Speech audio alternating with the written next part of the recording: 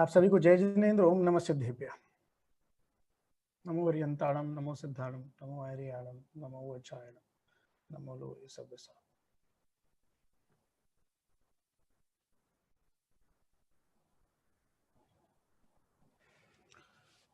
अष्टानी का महापर्व, और इसमें आज ये प्रवचनों की श्रृंखला जिसमें हमने आदरणीय पंडित जी लालचंद जी भाई का प्रवचन अभी सुना, मार्मिक प्रवचन, और ये बहुत अच्छी एक समय चल रहा है। मैं कह सकता हूँ 3 महीने पहले हम में से किसी ने भी ये सोचा भी नहीं था कि हम अष्टानी का महापर्व इस तरीके से मना रहे होंगे।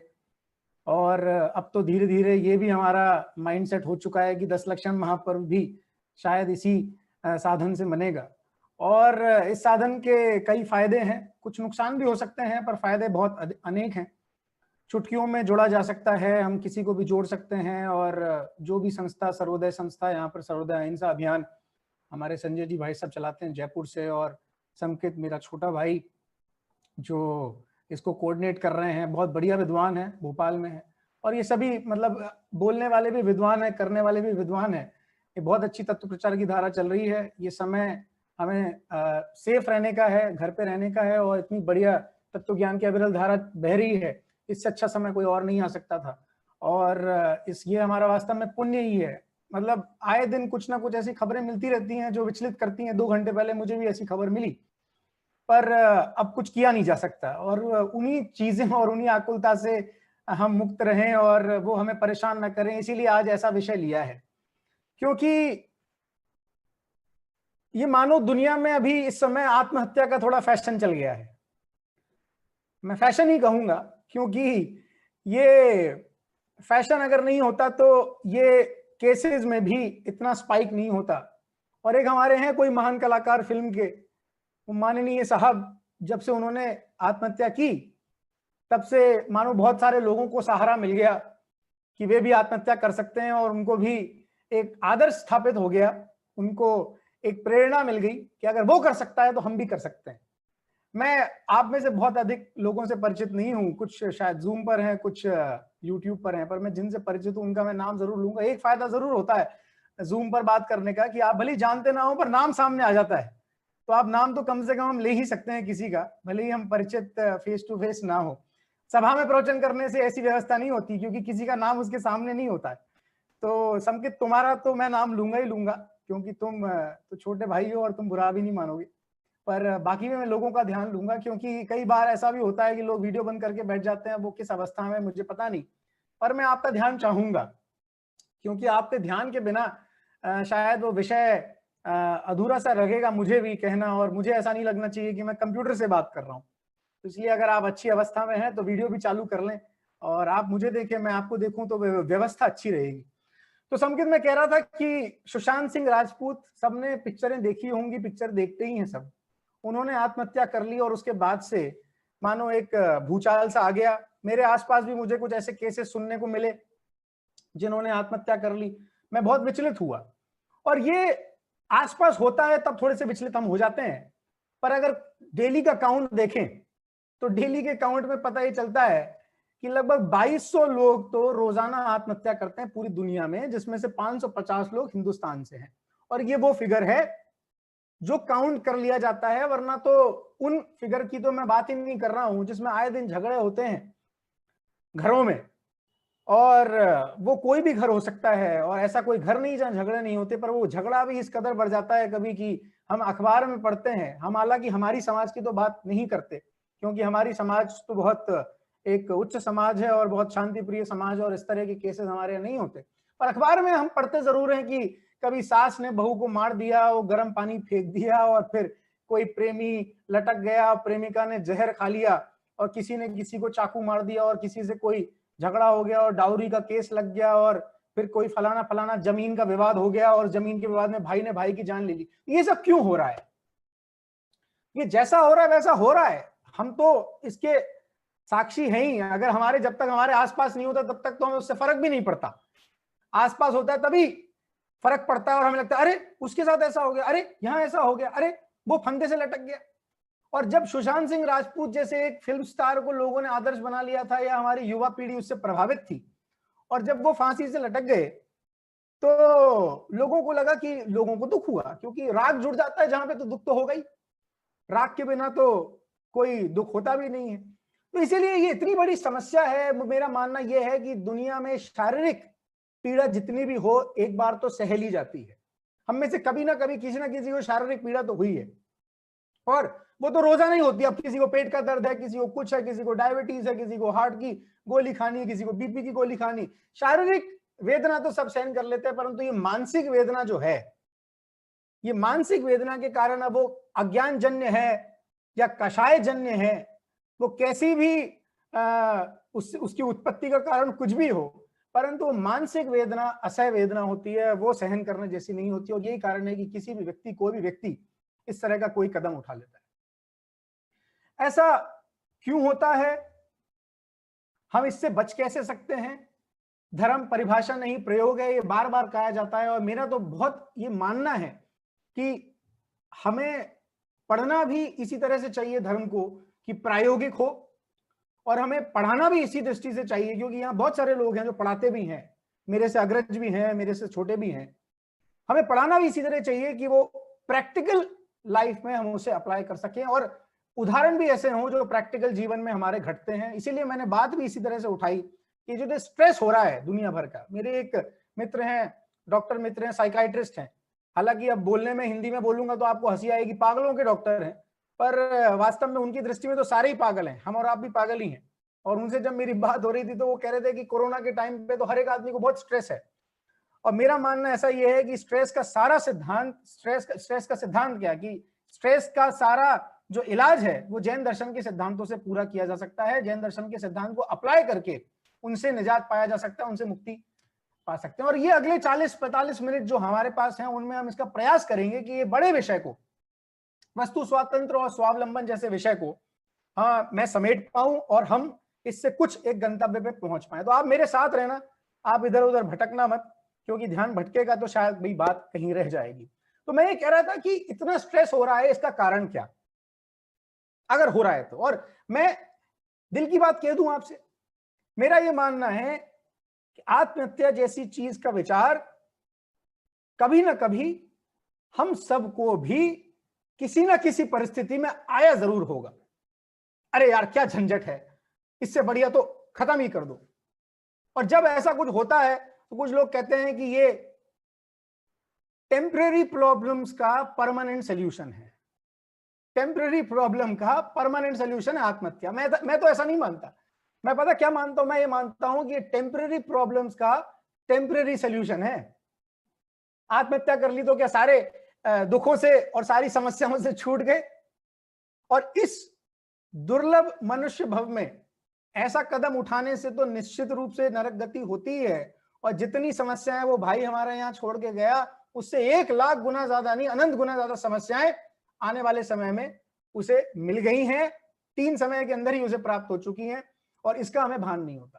तो आत्महत्या जैसा कदम, या किसी से अलग होने का कदम, या अपने स्ट्रेस या अपनी परेशानियों का दोषारोपण पर को देना या बाह्य वस्तुओं को देना, ये मैं मानता हूं कि टेम्परेरी प्रॉब्लम का टेम्परेरी सॉल्यूशन है, परमानेंट सॉल्यूशन नहीं है। मैंने दोनों बातें कह दी।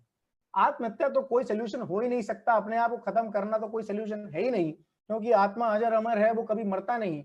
इस शरीर की अवस्था को खत्म करके और दुख को मोल लेना है। परंतु हम बाह्य वस्तुओं को भी, यानी कि निमित्तों को भी यदि हम दोषारोपण दे रहे हैं अपने दुखों को, कि हमारे दुखों का अगर किसी को क्रेडिट जाता है तो वो निमित्तों को जाता है, तो भी हम बहुत बड़ी गलती पर हैं, क्योंकि निमित्त तो करता होता ही नहीं। वस्तु स्वातंत्र जैन दर्शन का प्राण है, प्राण। मेरे दादा आदरणीय पंडित रतनचंद जी भारिल, अभी कुछ महीने पहले उनका देहांत हो गया। बहुत बढ़िया बात कहते थे वो। 5 साल जब मैंने शास्त्री किया तो मैं उनके प्रवचनों में रोजाना सुबह बैठता था, और वो हमें बहुत अच्छी अच्छी बातें सुनाते थे। कनिष्ठ में था जब कुछ अच्छी बात, और रोजाना उनके प्रवचन होते थे 45 मिनट के, 8:30 से 9:15। तो उन्होंने एक बात बहुत बढ़िया बोली। उन्होंने कही कि बच्चों, एक बार जब हम कनिष्ठ में थे, कि तुम्हें कभी कोई पूछे, और ये बात हम सब के लिए है, कि आप जैनी हैं, आप इतना स्वाध्याय करते हैं, आप इतना सीखते हैं, समझते हैं, इतना उपदेश भी देते हैं, तो एक बात बताइए कि जैन दर्शन का प्राण क्या है? क्या जैन दर्शन की कोई दो महत्वपूर्ण बातें बता दीजिए।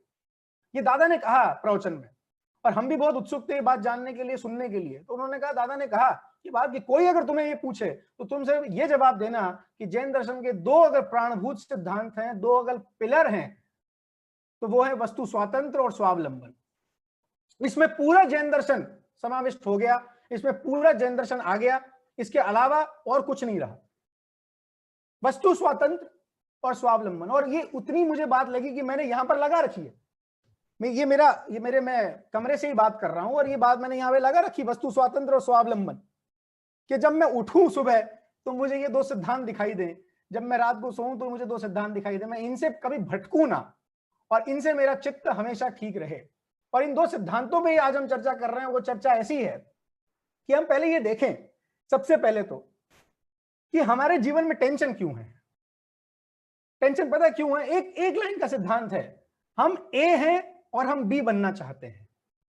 हम ए हैं, ए मतलब ए लेटर बोल रहा हूं, समझ में आ रही है बात? थोड़ा हाँ हूं करते रहना, तुम ही हो अभी मेरे लिए। हम ए हैं और हम बी बनना चाहते हैं, इसी बात की टेंशन है। बिकमिंग जिसे कहते हैं ना, मैं कुछ बनना चाहता हूं, जो हम नहीं हैं वो हम बनना चाहते हैं, और इसीलिए जो हम हैं हम उसमें खुश नहीं है। ये समस्या है। मतलब मेरा सवाल ये है कि जो हम हैं इस अवस्था में, क्या हम खुश नहीं है? क्योंकि अगर हम इसी अवस्था में जैसे हैं और एक बड़ी सी मुस्कुराहट अगर चेहरे पे ले आए, तो फिर किस बात की टेंशन रहेगी और किस बात का प्रेशर होगा? और ए है और बी बनने की अगर कोई सवाल ही खत्म कर दे हम आज के बाद, तो फिर जैसे हैं वैसे सहज हैं, कोई टेंशन की बात ही नहीं उठती। टेंशन की एकमात्र परिभाषा यह है कि हम ए हैं और बी बनना चाहते हैं। इसी बात की आकुलता होती है, इसी बात की टेंशन होती है, और इसी वजह से, टेंशन की वजह से हमारी दृष्टि परोन्मुख रहती है, सोन्मुख नहीं होती। हमारी दृष्टि हमेशा परोन्मुख रहती है, सोन्मुख होती ही नहीं है। मेरा ये सवाल है आपसे, आप देखिए, ये बहुत, एक तो ये बहुत मुश्किल समय रखा है संकेत, 4 बजे का समय मुझे दिया तुमने, और ये समय ऐसा है जब आंखें बंद होने को होती हैं और व्यक्ति पूरा जोर लगाता है कि आंखें बंद ना हो, और मेरा ये बहुत मुश्किल काम है कि इस समय मैं सबको जगाए रखूं, तो इसलिए मुझे सवाल भी पूछना होगा। मेरा आप सभी से सवाल ये है, जितने हमारे साथ यहाँ पर युवा साथी जुड़े हुए हैं, और अगर युवा साथी नहीं है मेरे साथ यहाँ पे, तो मैं चाहूंगा कि कुछ लोग आ जाएं, आपके घर में ही आप हैं और कोई बाहर जाना है नहीं, क्योंकि मैं जो बातें कहूंगा, क्योंकि मैं भी अभी युवा हूं, मेरी उम्र कोई बहुत ज्यादा नहीं, 28 साल का मैं खुद हूं, तो मैं कोई ज्यादा बड़ी बड़ी बातें तो करने वाला नहीं हूं। और हमारे सिद्धांत, हमारे पंडितों के साथ संकेत इस बात को बहुत अच्छी तरह समझ पाएंगे। एक शास्त्री मुझे यहाँ पे दिख रहे हैं कि हमारे साथ एक समस्या बड़ी है कि हम बहुत ज्यादा गहरा विषय अगर शास्त्रों में चले जाएं तो हमारे युवा साथी नाराज हो जाते हैं, और यदि हम दुनियादारी के सिद्धांत और दुनियादारी के उदाहरण दें तो हमारे जो प्रौढ़ वर्ग है उन्हें लगता है अरे यार शास्त्र की बात तो नहीं आई। तो मेरे पास यहाँ सारे शास्त्र भी हैं, मेरे यहाँ पे सारे दुनियादारी के उदाहरण भी हैं, इस बात की बिल्कुल चिंता न करें। पर युवा साथी अगर मेरे साथ जुड़ेंगे तो उनको मेरी बात बहुत समझ में आएगी और वो स्ट्रेस के फ्री हो पाएंगे। आज वस्तु स्वातंत्र का सिद्धांत उन्हें आसान और सरल भाषा में समझ में आ पाएगा। मेरा सवाल यह था कि हमारी प्रकृति कैसी है, सबसे पहले तो हम निर्णय करें। हमारी जन्मजात प्रकृति कैसी है, स्वतंत्र रहने की है या परतंत्र रहने की, पहले तो ये नक्की कर लें। हम कैसे हैं? हम जब पैदा हुए, हमारे माँ बाप के संयोग से हमारा जन्म हुआ, तो आप ये सवाल कर सकते हैं, भैया हम पराधीन हो गए क्या? हम हमारे माँ बाप के डिपेंडेंट हो गए क्या? आजकल वो वीजा फॉर्म में भरते हैं ना, आप अगर बच्चे हो तो डिपेंडेंट किस पर हो उनका नाम लिख दो, अगर आप खुद नहीं कमाते तो। अरे ये बात सही है कि मैं माता पिता के संयोग से हुआ, पर मुझ में उपादानगत योग्यता थी, तभी तो मैं पैदा हो पाया, तभी मैंने ये शरीर धारण किया, एक गति से मरकर दूसरी गति में यहाँ पर आया, मेरी ऐसी गति बंध गई थी तभी मैं यहाँ पाया। उस उपादानगत योग्यता के बिना तो मैं यहाँ आ नहीं सकता, उनका संयोग तो हुआ, वो तो निमित्त कारण थे ही, पर मैं आया अपनी स्वतंत्र योग्यता से आया। और जब तक मैं बाल्यकाल में था, जब तक बड़ा नहीं हो पाया, तब तक मैं उन पर जितना कह सकते हैं व्यवहार से कि थोड़ा जो परतंत्र रहा उन्होंने मुझे पाला पोसा। पर बड़े होने के बाद यदि 30 साल का आदमी हो जाए, उसके बाद यदि वो कमाए ना और वो परतंत्रता का अपना एक परिचय दे, तो उसकी इज्जत हमारी नजरों में कैसी रहेगी? अरे 30 साल का हो गया, अभी भी क्या अपने पैरों पर खड़ा नहीं हुआ? और आए दिन हम ये देखते हैं, बच्चे कहते हैं भैया बेटा शादी कर लो, मुझसे छोटी उम्र के होंगे, मेरी शादी तो हो चुकी है, मुझसे छोटी उम्र के होंगे, उनसे सवाल करो, संकेत भाई तुमसे पूछो तो तुम बोलोगे अरे पापा अभी पैरों पे खड़ा तो होने दो। क्यों बोल रहे हैं ऐसा? इसलिए ऐसा बोल रहे हैं क्योंकि अभी स्वतंत्र तो होने दो। तो हमारी प्रकृति स्वतंत्र रहने की है, और हमारे बाल गंगाधर तिलक तो ये बात भी कहे गए कि स्वतंत्रता मेरा जन्म सिद्ध अधिकार है।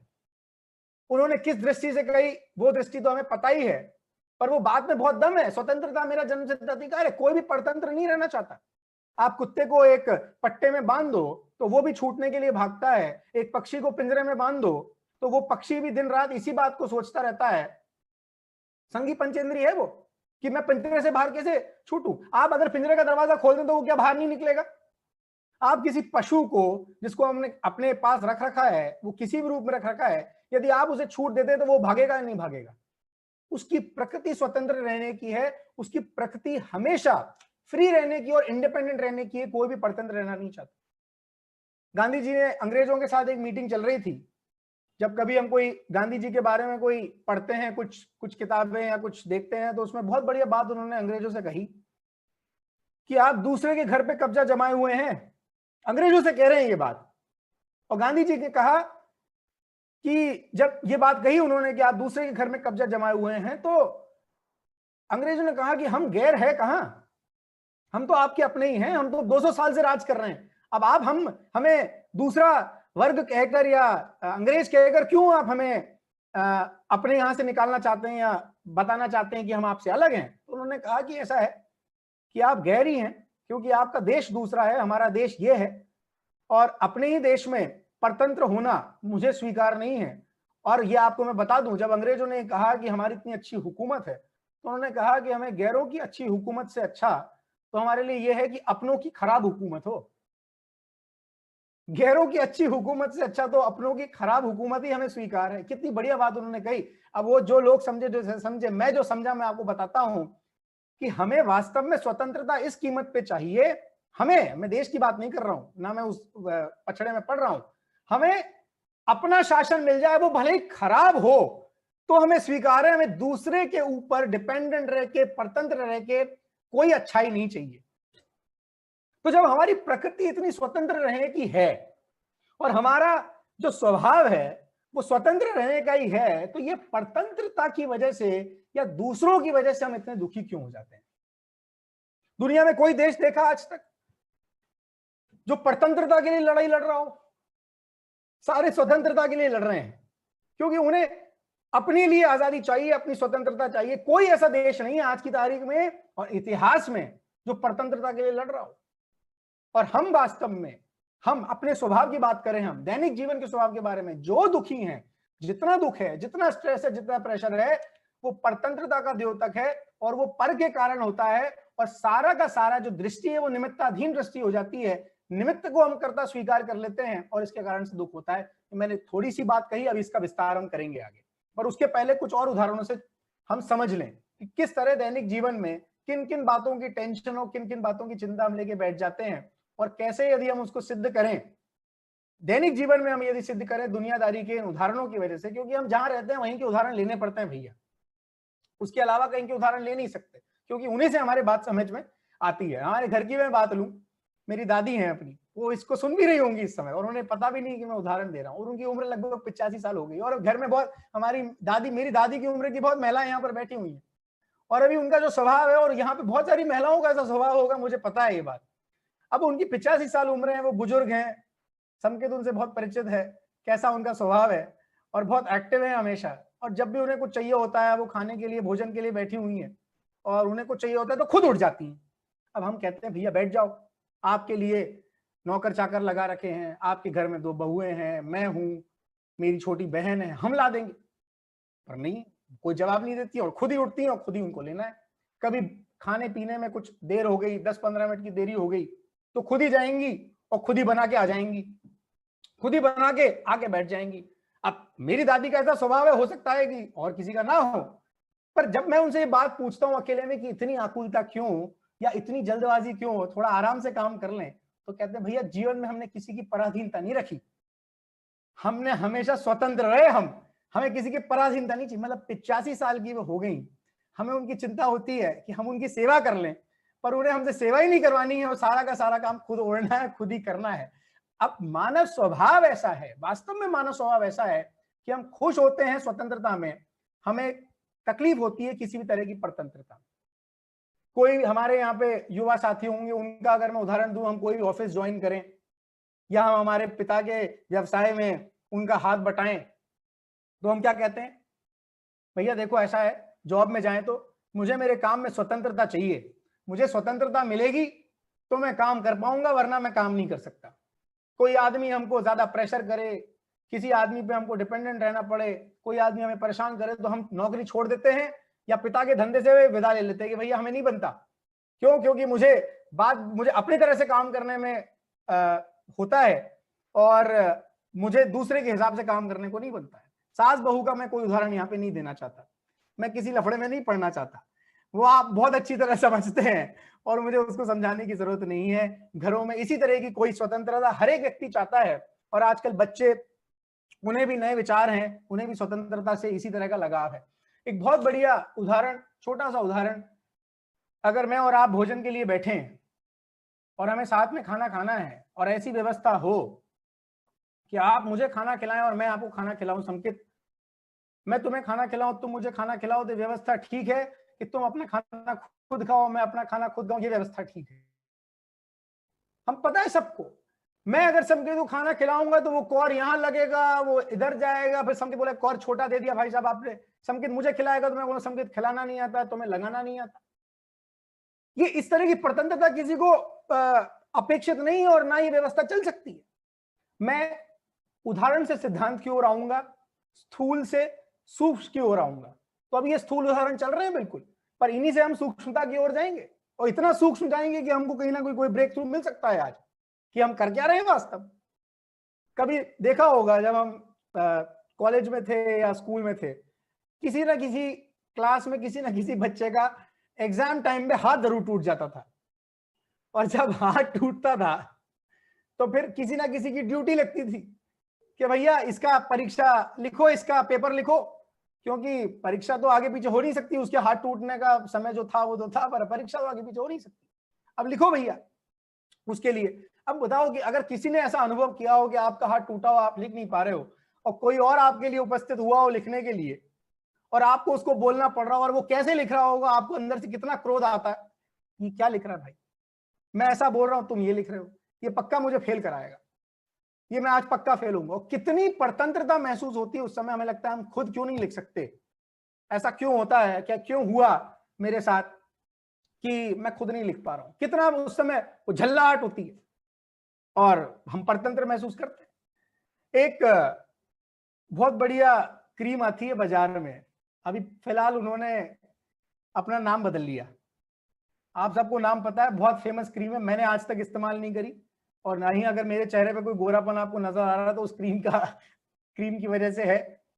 फेयर एंड लवली नाम की एक क्रीम आती है, सालों से आ रही है और हम सबको पता है करोड़ों बिकती है, और आज तक उससे कोई माई का लाल गोरा नहीं हुआ, और उसका फिर भी प्रचार इसी तरह से होता है कि आप उसको लगाओ और आप गोरे हो जाओगे फेयर एंड लवली से।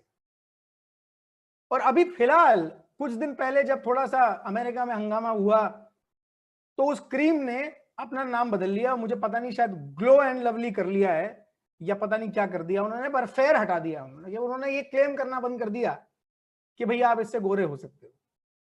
पर मैं तो यहां तक कहता हूं कि यदि हम अपने जैन दर्शन की दृष्टि से विचार करें तो वो पर है कि नहीं, वो क्रीम ये पर है, ये जो शरीर है मेरा, ये मेरे लिए पर है, पर ये अपने आप में पुद्गल है, और वो जो क्रीम है वो क्रीम अपने आप में पुद्गल है, उसमें कोई तो कुछ ऐसा तो है नहीं कि जो मतलब चमत्कार हो जाए, चमत्कार जैसी कोई चीज होती नहीं है। और उसको लगाने से हम आज तक इसी धोखे में रहे, हमारे कुछ जो मित्र थे जिन्होंने उसको इस्तेमाल किया कि उसको लगाने से गोरे हो जाएंगे, आज तक कुछ फर्क नहीं पड़ा। अगर मैं सही भाषा में कहूं तो उस पुद्गल के परमाणु ने शरीर के पुद्गल के परमाणु को छुआ तक नहीं, अगर छू लेते तो शायद कुछ परिवर्तन महसूस होता, हो भी जाता, पर होता ही नहीं है ऐसा, तो फिर गोरेपन की अपेक्षा करना कितनी मूर्खता थी। अब और आज सालों बाद जाकर कहीं ना कहीं उस कंपनी ने ये मान लिया कि ऐसा हो सकता है कि भैया हम गलत क्लेम कर रहे थे और उन्हें अपना नाम बदलना पड़ा, उसके कारण और आज और जो लड़कों की भी आती थी वो भी बदल गए, उनका भी नाम बदल गया, आपस में उनमें झगड़ा हो रहा है कोई किसने नाम क्यों बदला। हम सोचे तो सही, मैं बहुत और सूक्ष्मता की तरफ जा रहा हूं। गुरुदेव श्री आदरणीय पूज्य गुरुदेव श्री कांजी स्वामी एक बहुत बढ़िया प्रवचन में उदाहरण दे रहे थे, और मैं उसी का उदाहरण ले रहा हूं। वो किस संदर्भ में था, कौन सी गाथा का, वो तो मुझे अभी याद नहीं आ रहा है, पर उदाहरण मुझे याद है और उदाहरण यार सटीक बैठता है। उन्होंने कहा कि एक छोटे से बच्चे को देखकर हमें कितना प्यार आता है। कोई छोटा बच्चा भी 1 साल का हो, 6 महीने का हो, हमें कितना प्यार आता है उससे। और हम क्या कहते हैं, हम इतना प्यार आह्लादित हो जाते हैं, हम मतलब मैं तेरी चुंबन कर लूं, मैं उसकी पप्पी ले लूं। ये गुरुदेव सिंह ने शब्द इस्तेमाल किया, चुंबन। और बोले हमने हमारे होंठ उसके गाल पर लगाए, और छोटे से प्यारे से बालक के गाल पर लगाए, तो गुरुदेव श्री इतना मजा ले लेके बोल रहे थे कि तुम्हारे होंठ के परमाणुओं ने उसके गाल के परमाणुओं को छुआ तक नहीं,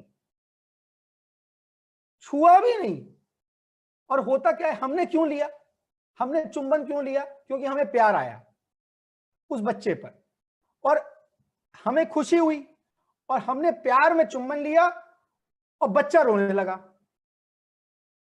हमने रोने के लिए तो किया नहीं था चुंबन, हमने तो उस पर प्यार और स्नेह आ रहा था, इस कारण से उसको चुंबन किया, और हो कुछ और गया। मतलब हमारे इच्छा से और हमारी क्रिया से सामने वाले में कुछ और ही परिवर्तन हो गया, जैसा हम चाहते नहीं थे वैसा ही हो गया। और फिर हमें दुख होने लगता है, अरे अरे अरे अरे ये रोने लग गया, नहीं नहीं नहीं नहीं नहीं, कोई बात नहीं कोई बात नहीं कोई बात नहीं।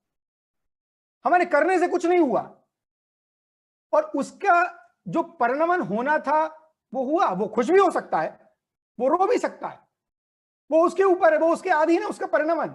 पर मेरे करने से या मेरी इच्छा से या मेरे प्यार आने से उसमें कोई परिणमन मात्र नहीं हुआ। और इस समय इससे बढ़िया उदाहरण मुझे नहीं मिल सकता, जब पूरी दुनिया के सामने ये स्थापित हो चुका कि एक ऐसा महामारी हमारे सामने है जिसका कोई इलाज नहीं है, और अगर हमें वो हो भी जाए, अगर हमें हो भी जाए तो कोई कुछ नहीं कर सकता हमारा।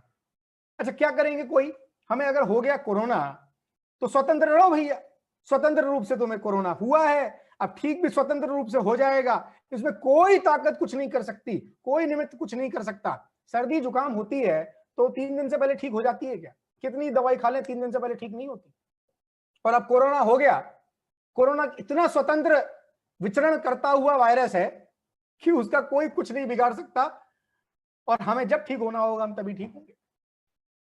हम कई बार हमें ऐसा लगता है मन की व्याधि है, शरीर की व्याधि है, और हमारे पास यदि किसी चीज का अभाव है तो हमें लगता है कि अगर मेरे पास पैसा होता तो मैं अपना इलाज करा लेता, मेरे पास यदि ये साधन होता, बड़े बड़े डॉक्टरों के संपर्क होते तो मैं करा लेता। कुछ दिन पहले की बात है, मैं सच्चा उदाहरण दे रहा हूं, कोई गलत उदाहरण अभी तक मैंने आपके सामने दिया नहीं, और सच्ची बात है कि एक डॉक्टर है दिल्ली में, मेरे किसी एक रिश्तेदार को, नाम नहीं लूंगा मैं किसी का भी, उनको कोई स्किन की परेशानी हो गई, और स्किन की परेशानी के कारण उनको उस डॉक्टर के पास जाना पड़ा। और डॉक्टर संकेत, उनके डॉक्टर की फीस पता है 5,000 रुपया, 5,000 रुपए तो फीस डॉक्टर साहब की। और डॉक्टर साहब के सामने जब बैठा मरीज दिखाने के लिए, तो डॉक्टर साहब ने 20,000 रुपए की टेस्ट और दवाइयां लिख दी। वो इतने महंगे तो डॉक्टर, 5,000 रुपए फीस, 20,000 रुपए की दवाइयां और टेस्ट, अब 25,000 रुपए ठंडे हो गए। अब पता जाते जाते डॉक्टर ने क्या कहा, वो मेरे रिश्तेदार ने मुझे सुनाई, मैं वही सुना रहा हूं आपको। और ये इस बात से ये साबित हो जाएगा आज कि क्या कर सकता है हमारा पैसा, क्या कर सकते हैं हमारे साधन, क्या कर सकता है हमारी बाह्य प्रतिकूलता या अनुकूलता, या बाह्य जितने भी हमारे निमित्त हैं, बाह्य जितना भी पर है, पर द्रव्य जितना भी है, वो क्या कर सकता है। इससे आज ये साबित हो जाएगा। तो डॉक्टर ने कहा देखो भैया ऐसा है, जिसका समय आ जाता है ना ठीक होने का, उसको दवाई भी लग जाती है, जिसका समय नहीं आता है उसको हमारी दवाई भी नहीं लगती है। भैया आप बोल रहे हो 5,000 रुपए फीस लेने के बाद ये सिखा रहे हो हमें जो हम खुद ऑलरेडी सीखे सिखाए हैं, और 20,000 रुपए के टेस्ट लिख दिया आपने। हम तो ये मान के बैठे थे कि 5,000 रुपए खर्च करेंगे जिस डॉक्टर के पास, हम ये मान के बैठे थे कि 20,000 रुपए के टेस्ट हो जाएंगे और 20,000 रुपए की दवाइयां खा लेंगे तो हम ठीक हो जाएंगे। और वो डॉक्टर ने हमको ये उल्टा ये पाठ पढ़ा दिया कि जिसका समय होता है। ये सच्ची घटना है, आप मुझसे अकेले में नाम पूछोगे तो मैं नाम भी बता दूंगा। और वो हमें बता रहा है कि जब समय आ जाता है तो ठीक हो जाता है, समय नहीं आता है तो ठीक भी नहीं होता है। हम क्या करने वाले हैं, हम तो निमित्त हैं। हमें वो सिखा रहे हैं। ये बात समझ में नहीं आई।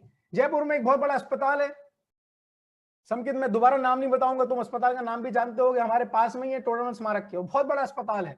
उसके मालिक के पास मेरा जाना हुआ, और उस अस्पताल में उस मालिक के अंडर 100 डॉक्टर नौकरी करते हैं, 100 डॉक्टर। आप मुझे बताओ, इससे ज्यादा संयोग, इससे ज्यादा सुख सुविधा, इससे ज्यादा बाह्य साधन, इससे ज्यादा निमित्तों की आवश्यकता हो सकती है क्या किसी को अपनी बीमारी से ठीक होने के लिए? और यहाँ पे बहुत सारे लोग बीमार होंगे। हमारे नीलेश भाई हैं, मास्क लगा के बैठे हुए हैं, शायद दुकान पर सुन रहे हैं।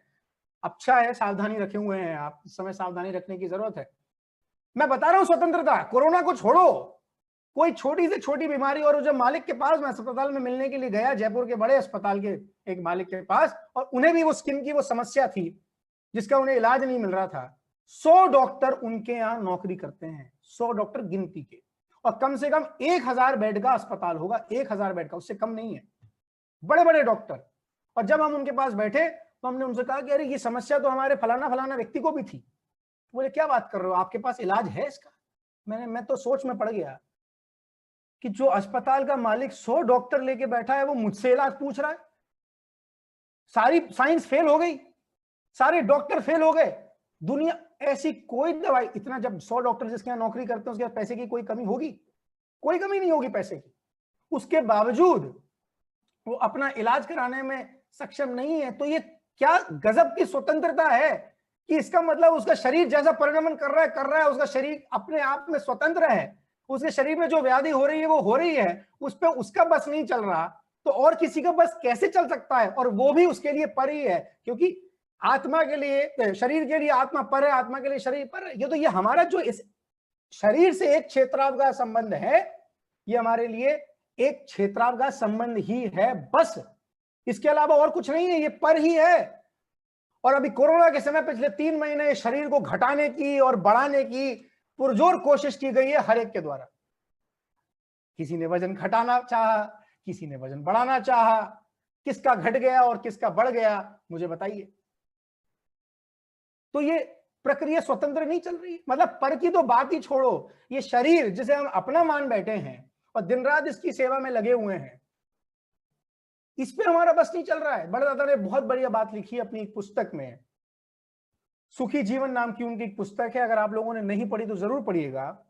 उसमें लिखी है, दूसरे में लिखी है, हालांकि मैं भूल गया, पर सुखी जीवन पुस्तक बहुत बढ़िया है जिसमें ये चर्चा आई है, और इसके अलावा बहुत सारे और सिद्धांतों की चर्चा आई है। उन्होंने लिखा है, इस मनुष्य की, इस जीव के 24 घंटे मात्र और मात्र स्वार्थ साधना में जा रहे हैं, इसके सिवाय किसी में नहीं जा रहे। हम सोच लें, सुबह से लेकर शाम तक हम जो भी काम कर रहे हैं वो मात्र और मात्र स्वार्थ साधना में लगे हुए हैं। सिर्फ स्वार्थ साधना में हमारा समय जा रहा है, उसके अलावा कुछ नहीं जा रहा। और स्वार्थ साधना से होना कुछ नहीं है, जो होना है वैसा होना है, क्योंकि हर द्रव्य का स्वतंत्र परिणमन है, हर द्रव्य का स्वतंत्र परिणमन है। बहुत सारे युवा साथी हैं हमारे, और हम कर्म भी बहुत बढ़िया करते हैं, हम लगे हुए भी हैं। क्यों? क्योंकि जीवन में सफल होना है, और ये रोग तो सबको होता है, मुझे भी है, क्योंकि ये तो मानव स्वभाव है, इससे हम कोई अछूते नहीं है। जितने भी हैं, मतलब चाहे मेरी उम्र के हों, चाहे 30 साल के हों, 40 साल के, 50 साल के, सबको एक जीवन में काम करना है, सफल होना है। मुझे बड़ा मजा आया, संजय जी भाई साहब सुन रहे हैं टीकमगढ़ से, कुछ लोग मेरे मिल जाते हैं, आदरणीय भाई साहब हमारे सीनियर हैं। भाई साहब सबको लगी सफल होने की। अरे सफलतम कंपनियों के जब मैं नाम सोचता हूं पूरी दुनिया में, तो गूगल बहुत सफल है, और अभी गूगल नहीं होता तो हम ये सॉफ्टवेयर और ये सारे आज ये डिजिटल माध्यमों से हम कुछ सीख भी नहीं पाते, समझ भी नहीं पाते। गूगल कितनी बड़ी कंपनी है। मैं यूनिवर्सिटी वॉरिक बिजनेस स्कूल में जब पढ़ रहा था बाहर यूके में, शास्त्री करने के बाद मैं वहां गया, तो हमको वहां पे ईमेल आईडी दिया गया, और ईमेल आईडी देके संजय जी भाई साहब ये कहा गया कि ईमेल आईडी आपका तब तक चलेगा जब तक गूगल बैंकरप्ट नहीं हो जाता। मतलब गूगल कंपनी जब तक कंगाल नहीं हो जाती, जब तक आपका ईमेल आईडी चलेगा। तो पूरे पूरे क्लास में हंसी हो गई, हंसी के फवारे छूटने लग गए कि गूगल भी कभी बैंकरप्ट हो सकती है क्या, मजाक कर रहे हो। और आपको पता है कुछ दिन पहले गूगल जैसी कंपनी का एक प्रोडक्ट फेल हो गया और उन्होंने मार्केट से उसको वापस ले लिया। सफलता किस चीज का नाम है, मैं सफलता की परिभाषा नहीं ढूंढ पाया। इतनी सफल कंपनी, इतने सारे दिमाग पूरी दुनिया पे राज कर रहे हैं, गूगल के बिना हमारा एक दिन नहीं निकलता, और उनका एक प्रोडक्ट फेल हो गया तो क्या चल रहा है, किसका बस चल रहा है, किस प्रोडक्ट पे किसका बस चल रहा है, और हम जो कर रहे हैं उसमें हमें सफलता मिलेगी, इसका निर्णायक कौन, इसका नियामक कारण कौन।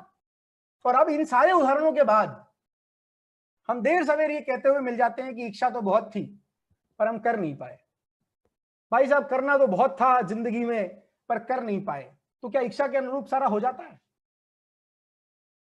हमारी इच्छा तो बहुत कुछ है, पर देखा जाए अगर सूक्ष्म रूप से तो इच्छा का परिणमन अलग है, बाह्य पदार्थों का परिणमन अलग है। दोनों अपने स्वतंत्र रूप से परिणमन कर रहे हैं, किसी का किसी पे जोर नहीं चल रहा है।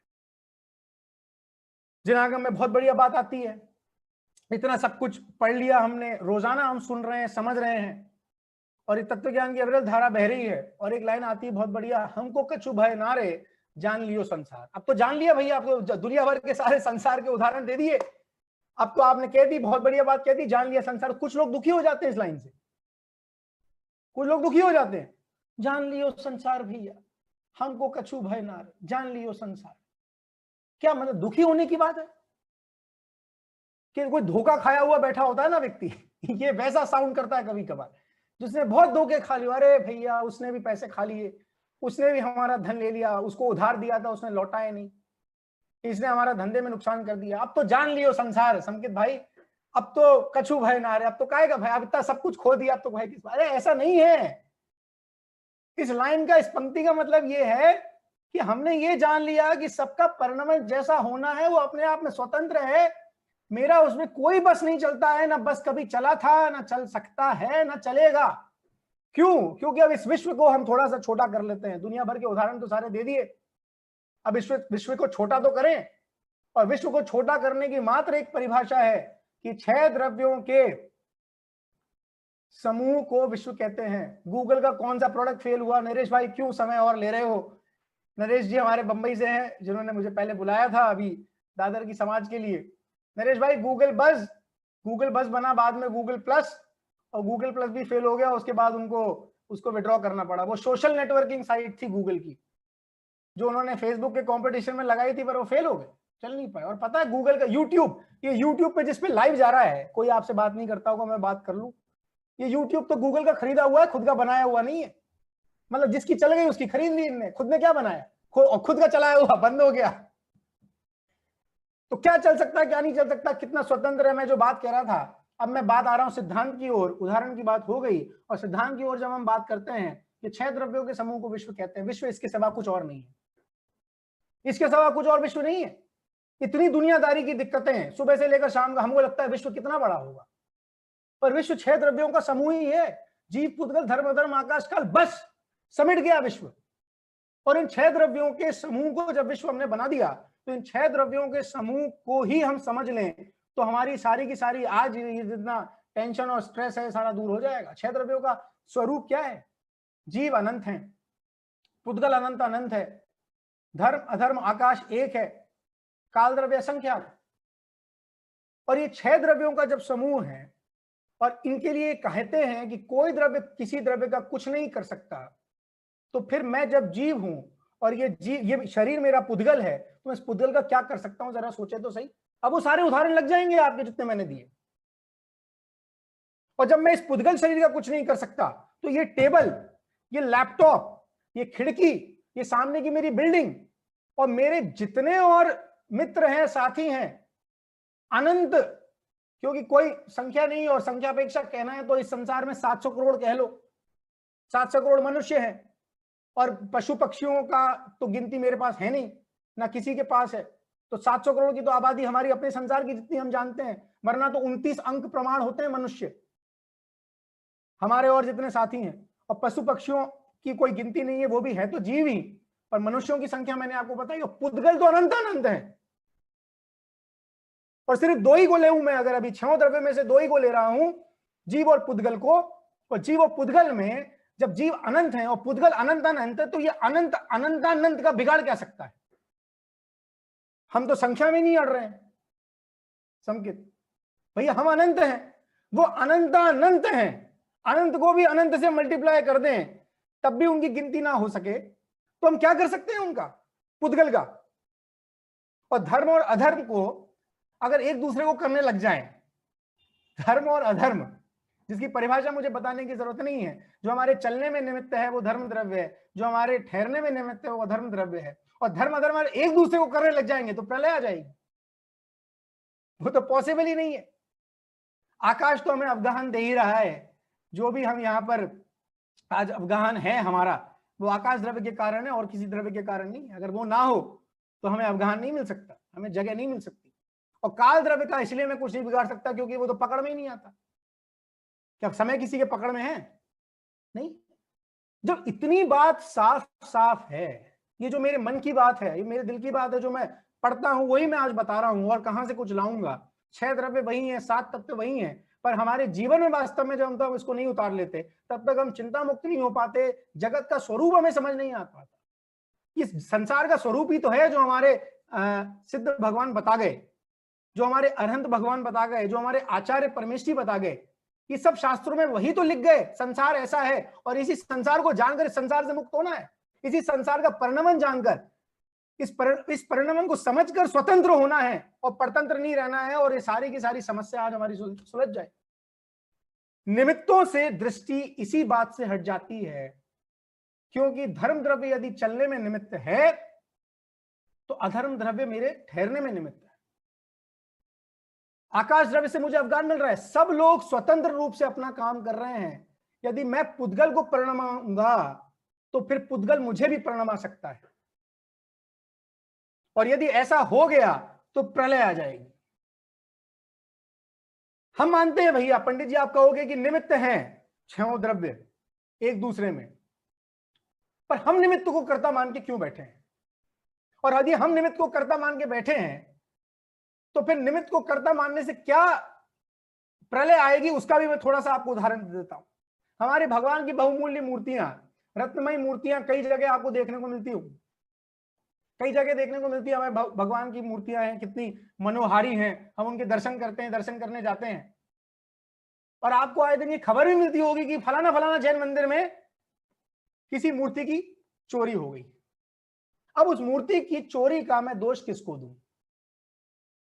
अगर मैं निमित्त को दोष दूं, अगर निमित्त करता है तो माफ कीजिएगा, निमित्त अगर करता है तो चोरी का दोष उन मनोहारी जिन प्रतिमा को जाएगा, क्योंकि चोर तो एक आएगा, अरे तुम्हारी मूर्ति इतनी बढ़िया है, मेरा चित्त डोल गया, मैंने चोरी कर ली, तुम अपनी मूर्तियों को संभालो, कि मूर्तियों की वजह से तो मुझे चोरी करने का भाव आया, तो फिर तो चोर तो छूट जाएगा, उसको सजा भी नहीं होगी। हमारे परम शांत मुद्रा के धारी मुनिराज, उनको देखकर राजा श्रेणिक को इतना क्या क्रोध आया कि उनके गले पे मरा सांप डाल दिया। अब आप बोलो भैया निमित्त अगर करता है पर मेरा कुछ कर सकता है, क्योंकि हमारी समस्या क्या है पता है, 4 समस्याएं हमारी, मैं बता दूं। पर मेरा भला कर सकता है, पर मेरा बुरा कर सकता है, मैं पर का भला कर सकता हूं, मैं पर का बुरा कर सकता हूं। ये 4 समस्याएं हमारी। मैं दोबारा बोल देता हूं, मैं पर का भला कर सकता हूं, मैं पर का बुरा कर सकता हूं, पर मेरा भला कर सकता है, पर मेरा बुरा कर सकता है।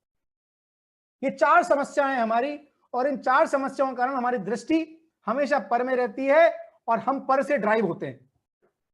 राजा श्रेणिक का मैं उदाहरण दे रहा था कि अगर निमित्त ही कर्ता साबित होगा तो राजा श्रेणिक फिर नरक क्यों गए, उन्हें नरक आयु क्यों बंधी? क्यों? क्योंकि अगर निमित्त करता होता तो फिर दोष हमारे उन महामुनिराज पे आता, जो महामुनिराज परम शांत मुद्रा के धारी थे, वो सिर्फ बैठे थे, उनका कोई लेना देना नहीं था। और राजा श्रेणिक को अगर पूछा जाता तो वो कहते मुझे तो मुनिराज को देख के क्रोध आया, अब इस क्रोध के करता तो वो हुए, तो वो सजा उनको होनी चाहिए, मुझे क्यों सजा हो, अनर्थ हो जाएगा। और ये अनर्थ तो हम सहन नहीं कर सकते। निमित्त को कर्ता बनाया तो ये हो जाएगा, और ये साबित किया नहीं जा सकता कभी। तो क्या करें? जो द्रव्य परिणमन कर रहा है उसका वही परिणमन उसका कर्म है, वही उसका कर्ता है। इस सिद्धांत पे आना पड़ेगा। और इसके लिए यदि मैं आपको 4 लाइनें पढ़ के बताऊं, क्योंकि हमारा प्रौढ़ वर्ग भी है, उनके लिए ये 4 लाइनें हैं, और ये बहुत बढ़िया जिनवाणी की लाइनें हैं। कहने के लिए मेरे पास बहुत कुछ है, 211वां कलश भी है, अगर आप पढ़ना चाहें इससे अधिक विस्तार में, क्योंकि समय की हमारे पास सीमा है। मुझे तो हालांकि मुझे पता नहीं क्यों 1 घंटे का समय दिया गया है, बाकी तो मुझे बोला गया स्पेशली पौन घंटा नहीं 1 घंटा चलाना, मेरे को समय 1 घंटे का दिया हुआ है, बाकी सबका समय पौन घंटा ही है टाइम टेबल मैंने देखा हुआ, इसलिए मैं 4 पंक्तियां पढ़े बिना नहीं रहूंगा। जिनवाणी में आई है 211वां कलश है, आचार्य अमृत चंद्र ने समय सार का कलश है, उसमें वस्तु स्वातंत्र की उद्घोषणा की है उन्होंने। समय कम है इसलिए 4 लाइन उसका भावार्थ यहाँ पे पढ़ रहा हूं। जिसने संयोगों के अनुसार पर्याय का पलटना माना, जिसने संयोगों के अनुसार पर्याय का पलटना माना, उसने वस्तु के परिणमन स्वभाव को नहीं जाना। 2 द्रव्यों को एक माना, हम कितनी बड़ी गलती कर बैठेंगे। जैसा मैंने आपसे कहा, धर्म और अधर्म द्रव्य को एक कर दिया तो प्रलय आ जाएगी, जीव और पुद्गल को एक कर दिया तो प्रलय आ जाएगी। काल द्रव्य हमारे पकड़ में है नहीं, आकाश द्रव्य अपना चुपचाप जो काम कर रहे हैं, उनको तो छेड़ने की कोई जरूरत है नहीं। और इसीलिए दो द्रव्यों को एक माना हमने, जिनने वस्तु के परिणमन स्वभाव को नहीं जाना, उन्होंने दो द्रव्यों को एक माना। वस्तु ही अपने परिणमन रूप कार्य की स्वतंत्रता के स्वयं करता है। वस्तु, प्रत्येक वस्तु अपने ही कार्य की स्वतंत्रता की करता, स्वयं करता है। अन्य द्रव्य के परिणाम के कर्ता भी नहीं है। ये बात आई है समय सार की जिस गाथा की 211वें कलश में, गाथा की नहीं कलश की मैं बात कर रहा हूं, उसमें ये बात आई है। अब मैं थोड़े और सूक्ष्म जाता हूं। हमने बहुत धन कमा लिया, बहुत धन हमारे पास आ गया, अब हमें क्या इच्छा होती है, चलो दान दे दें, चलो किसी जीव का भला हो जाए। अब हमें दान देने की इच्छा हुई, तो इसमें पता है 3 कार्य हो रहे हैं। जो दान देने की इच्छा हुई वो कहां हुई? आत्मा में हुई, आत्मा के चारित्र गुण में हुई। यदि आप मेरे साथ हैं तो मैं स्थूल से सूक्ष्म की ओर जा रहा हूं, आपको थोड़ा साथ बने रहना पड़ेगा मेरे। जो मेरे भाव हुए दान करने की, मेरी इच्छा हुई कि मैं चलो 100 रुपए का दान किसी एक सुपात्र को दूं, या मैं मंदिर में दूं, मंदिर की दान पेटी में डालूं, तो मेरे ये भाव हुए, जो इच्छा हुई, ये आत्मा में हुई, आत्मा के आश्रय से हुई, क्योंकि हुई चारित्र गुण में, और चारित्र गुण आत्मा के आश्रित है। परंतु जब मेरा हाथ है, वो हाथ मेरा जेब में जाएगा ना, इसमें क्या निमित्त है? इसमें पुद्गल द्रव्य, मेरे हाथ के परमाणु। अब मुझे अगर पार्किंसंस हो जाएगा, आप बोलोगे अच्छा क्या बात करते हो, हाथ हमारे हाथ में नहीं है क्या? हाथ का हिलाना हमारे हाथ में है। नरेश जी को खुजली आ रही, देखो नरेश जी यहां खुजला रहे हैं। नरेश जी कहेंगे कि हाथ मेरे हाथ में है, मैं हाथ को हिला सकता हूं। तो मेरा नरेश जी प्रश्न ये है कि पार्किंसंस हो जाता है तब क्या हो जाता है? वो हाथ ऐसा हिलता रहता है। रोको संकित, रोको, तुम्हारे पकड़ने से भी नहीं रुकेगा, वो हिलता रहता है ऐसे हाथ। और हमारा हाथ जेब में जाए और उसमें है एक और पुद्गल परमाणु, रुपया, उसके पुद्गल परमाणु स्वतंत्र हैं। अब मान लो फटा निकल गया, अब वो फटा अपनी स्वतंत्र योग्यता से हुआ ना, रखे रखे भी फट जाता है, रखे रखे भी उसमें खराब हो जाते हैं नोट। मैं नोटबंदी का कोई उदाहरण नहीं देना चाहता हूं, पर हम सबको पता है नोटबंदी के उदाहरण हमारे सामने। पर वो अपनी स्वतंत्र योग्यता रखता है, नोट, हाथ के पुद्गल परमाणु अपनी स्वतंत्र योग्यता रखते हैं। और मेरी जो इच्छा है वो चारित्र गुण का परिणमन, वो स्वतंत्र है। कई बार ऐसा नहीं होता, पंडित जी इच्छा तो बहुत थी दान देने की, दे नहीं पाए। क्यों? क्योंकि पुद्गल परमाणु नहीं थे हमारे पास कुछ नोट, इसलिए दे नहीं पाए, या हमारा हाथ हमारी जेब में नहीं गया। और हमारा ज्ञान भी इतना सर्वोच्च जाति का, इसलिए कह रहा हूं क्योंकि क्षयोपम ज्ञान है, अभी केवल ज्ञान हो जाएगा तब की बात अलग है। सबके साथ ऐसा हुआ है कि नरेश जी हमारे हाथ में स्केल होती है और हम पूरे में स्केल ढूंढते रहे, स्केल कहां है, स्केल कहां है? पेन हमारे हाथ में, और आजकल चश्मे का होता है, चश्मे का मैं आ ही रहा था, आपने इशारा कर दिया। चश्मा ऊपर लगा होता है या हाथ में होता है, चश्मा कहां गया मेरा? चश्मा कहां गया? ये ज्ञान गुण अलग परिणमन कर रहा है।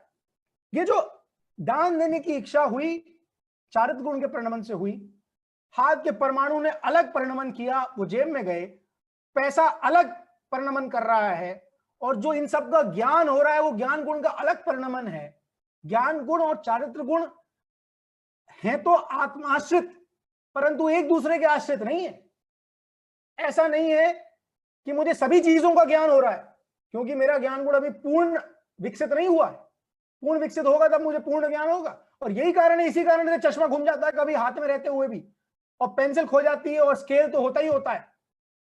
और कई बार ऐसा नहीं होता है, जब हम एग्जाम में पेपर लिखते हैं और जब लिख रहे होते हैं तो सोच कुछ और रहे होते हैं, लिखना कुछ और चाह रहे होते हैं, लिखा कुछ और जाता है, वो कट लग जाता है उसमें, अरे यार ये क्या हो गया, फिर दोबारा उसको बनाते हैं, लिखते हैं, और फिर भी लिखने के बाद मैं जैसा लिखना चाहता था वैसा लिख नहीं पाया। कितना स्वतंत्र है।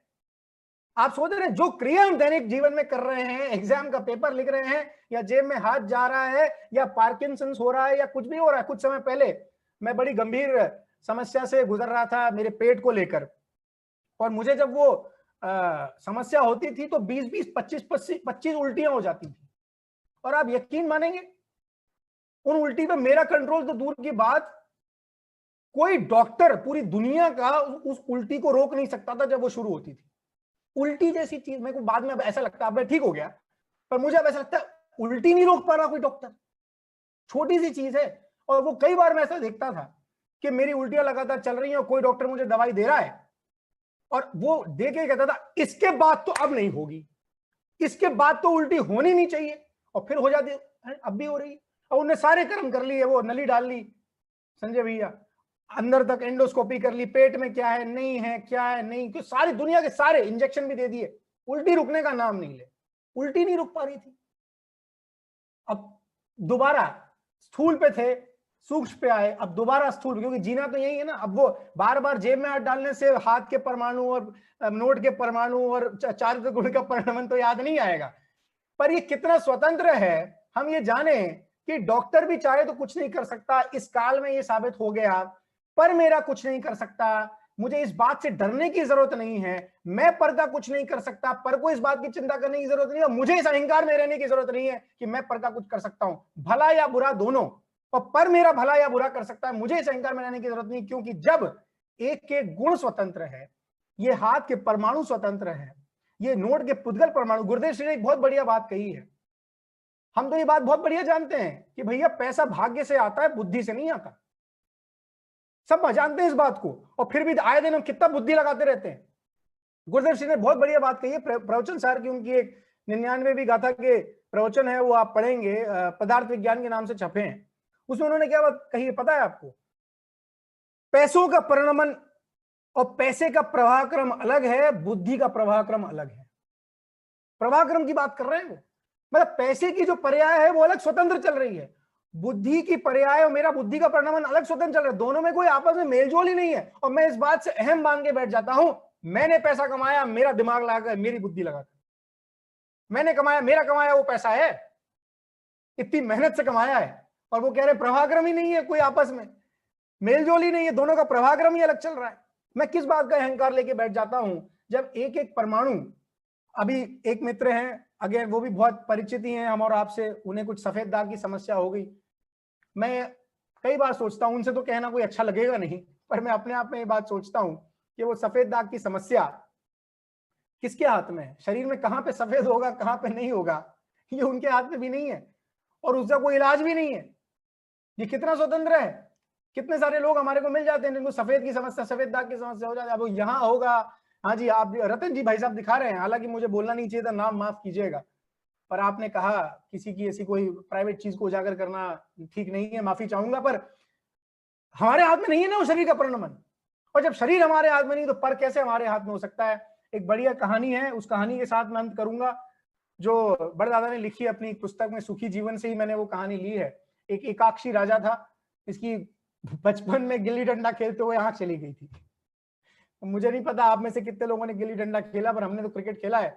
उसकी आंख चली गई तो उससे तब से उसको एक अशुभ संकेत मिलने लग गया, और वो संकेत ये था कि जब उसका कोई मुंह देख ले सुबह सुबह संकेत, तो उसको भोजन नसीब नहीं होता था, उसे भोजन नसीब नहीं होता था, उसको मतलब वो फूटी आंख को देख ले कोई, अब राजा हो गया वो, बचपन में चली गई आंख पर वो हो गया राजा, तो उसकी फूटी आंख को कोई देख ले तो उसको भोजन नसीब नहीं होता था। तो दरबार में क्या होता था कि रोजाना रोज सुबह उठ के दरबार में आने से पहले लोग जिनेंद्र भगवान के दर्शन करके आ जाते थे, और चेहरा उनका सबसे पहले, मतलब जिनेंद्र भगवान के दर्शन हो गए, उनका मुखमंडल देख लिया, तो फिर उसके बाद तो फिर देखो तो कोई समस्या नहीं, सबसे पहले जिसने उसका मुंह देख लिया राजा का, उसको भोजन नसीब नहीं होता था। एक दिन राजा को ये बात पता चल गई, राजा को जब ये बात पता चल गई तो उसने एक दरबारी को अपने पास रोक लिया जबरदस्ती, तो भैया तू यहाँ रुक जा, तू यही सोएगा, क्यों? क्योंकि रोज सुबह जब उठेगा अगले दिन सुबह तो मैं मेरा चेहरा दिखाऊंगा, फिर देखता हूं भोजन कैसे नसीब नहीं होता। तो उसने एक दरबारी को रोक लिया, वो बेचारा निराश हो गया, क्योंकि अब उसे लगा कि अब तो गया काम, अब तो भोजन नहीं मिलेगा अगले दिन। वो रात में वहीं सोया, सुबह उठा तो राजा सबसे पहले सामने, एक आंखी राजा थे, एक आंख थी उनकी, एक आंख नहीं थी। तो जब वो सामने खड़े हुए तो आंखें खोलते ही रामू के सामने राजा, और रामू कहा भैया अब तो भोजन नहीं मिलेगा। बोले रामू ऐसा प्रचलित है हमारे बारे में कि जिसने हमारा चेहरा देख लिया उसे भोजन नसीब नहीं होता। बोले साहब माफी चाहता हूं पर हाँ ऐसी बात है। बोले अच्छा आज ऐसा नहीं होगा, आज मैं इसको गलत साबित कर दूंगा। उसने बुलाया अपनी रसोइयन को और उसने बोला कि देखो ऐसा है, आज रामू को भरपेट भोजन खिलाओ, जितना वो चाहता है उतना खिलाओ, जो पकवान वो चाहता है वो खिलाओ, सब कुछ बनाओ। तो रसोइयन खुश हो गई, आज क्या बात है, ये राजा आज इतने मेहरबान कैसे हो गए। और उसने रामू को बुलाया और रामू को बुलाकर उसने भरपेट भोजन खिलाया। शाम हुई तो राजा आए रामू के पास। रसोइयन बहुत खुश थी उस दिन, तो बोले रामू कैसा लगा बताओ। तो रामू बोले साहब क्या कहूं, हाथ जोड़ता हूं, भोजन नसीब नहीं हुआ सुबह से। बोले हैं क्या बात करते हो, भोजन नसीब नहीं हुआ, बुलाओ रसोइयन। मैंने तुमसे कहा था ना कि रामू को भरपेट भोजन कराओ। बोले करा तो दिया। बोले कहां कराया, तो मना कर रहा है। बोले इसको किसने सोचा था, रामू तो मेरे पति का नाम है, मैं तो इसलिए खुश हो गई कि आपने कहा रामू को भरपेट भोजन कराओ। मैं कहा राजा आज इतने मेहरबान कैसे हो गए मेरे पति पे, मैंने उसे राजमहल में बुलाया, सोने की थाली में खिलाया, जो उसने मांगा सारा दिया। राजा के पास शब्द नहीं थे। राजा को समझ में आ गया, जिन धर्मी था, कि मेरे विकल्प करने से, मेरे व्यवस्था जुटाने से, मेरे सारे साधन जुटाने से कुछ नहीं होता, जो होना है वो होकर रहता है। क्योंकि रसोइयन की बुद्धि का प्रभाक्रम उसके अनुसार चल रहा है, उसका परिणमन स्वतंत्र चल रहा है, मेरे सोचने का परिणमन स्वतंत्र चल रहा है। रामू के भाग्य में, इस रामू के जो उनके सामने था, उसके भाग्य में भोजन नहीं था तो नहीं था, उसमें मेरा कोई, उनका भी कोई जोर नहीं चलता। और इसी कारण की वजह से मैं अब इस बात को आज यहाँ पर हम साबित करें, इस बात को स्थापित करें और इस बात को हम अंदर में उतारें कि हमारे विकल्प करने से भी कुछ नहीं हो रहा। कितना विकल्प कर लें कि कोरोना से बच जाएं। हम बहुत बचे हुए, हमारे व्यापार के, चाहे मैं व्यापार के एरिया में बात करूं, चाहे हमारे समाज, धार्मिक समाज के एरिया में बात करूं, सबको बोल रखा है स्मारक के दोनों दरवाजे बंद हैं 3 महीने से, स्मारक का ऑफिस नहीं खुला। टोटल में स्मारक की बात कर रहा हूं। स्मारक में जितने लोग हैं वो सही वहीं पर ही हैं, कहीं कोई बाहर नहीं जा सकता परमिशन के। हमारा अपना निजी ऑफिस कार्यालय हमने नहीं खोला, पर फिर भी खबर आ गई इतना सब कुछ कहने के बाद अभी कि बहुत युवा साथी हमारे बंबई में व्यापार के से जुड़े हुए थे, वो उनकी 2 दिन के अंदर कोरोना से मृत्यु हो गई। क्या करें, कितना विकल्प करें, और कितना विकल्प करें बचाने का किसी को, और कितना विकल्प करें किसी का मतलब किसी को कुछ ना हो।